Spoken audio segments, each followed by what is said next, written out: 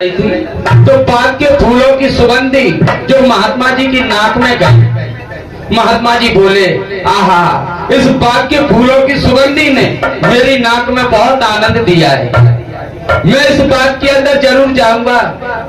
तो महात्मा जी बाग के अंदर जाने के लिए तैयार हुए। अंदर जाने के लिए 4 गेट थे। महात्मा जी पहले गेट पर पहुंचे तो एक गाय बनी थी, चमड़े का जूता रखा था, स्पष्ट अक्षरों में लिखा था जो गाय है, इस गाय के 5 जूते मारे वो बाग के अंदर। महात्मा जी बोले, अरे भाई गाय, मैं साधु, मैं इस गाय के जूते कभी नहीं मार सकता। चलो हमारे पास दूसरा गेट है।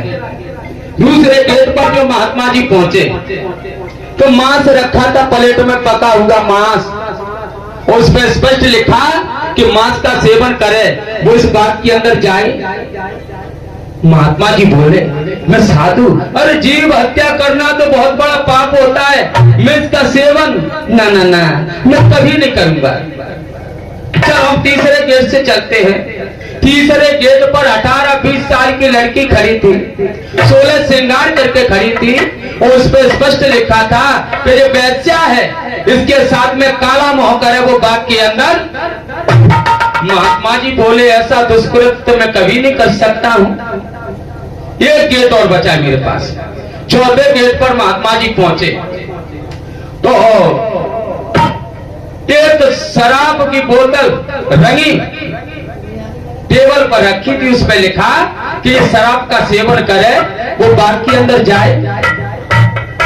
महात्मा जी बोला कि गाय के जूते मारना भी पाप था, मांस खाना भी पाप था, वैश्या के साथ में काला मोह करना भी पाप था। चलो ये तो मीठा जहर, सील टोरी और महात्मा जी गट बोतल। जब पुरवाई की हवा लगी, अब महात्मा जी को खोपड़ी भरना है। बोला,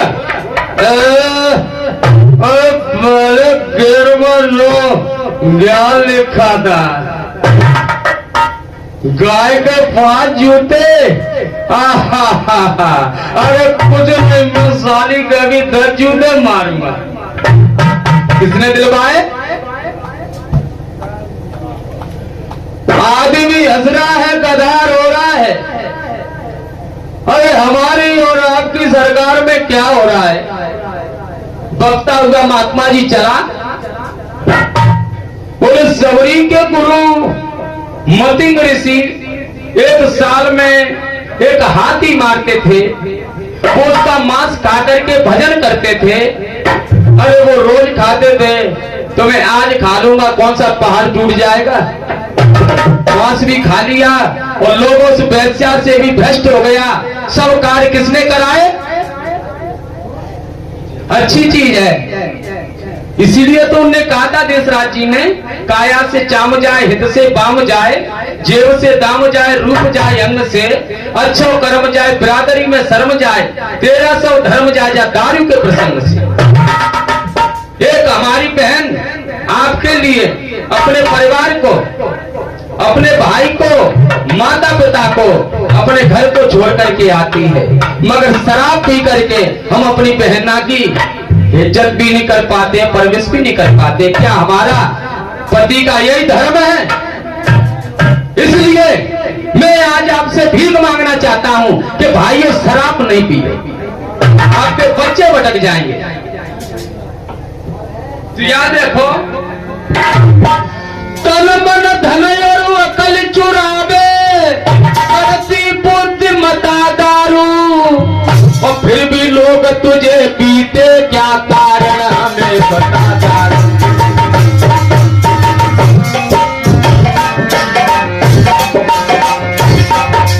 तेरा शरीर जीर्ण हो जाएगा, अरे तू रोगी बन जाएगा, तेरी किडनी फेल हो जाएगी।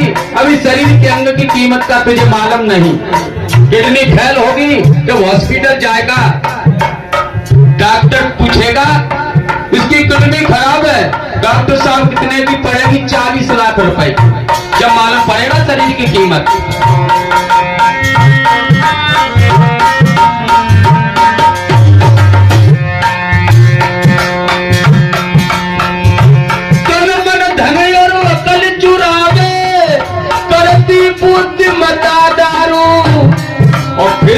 रोग तुझे बीते क्या कारण हमें बता डाल।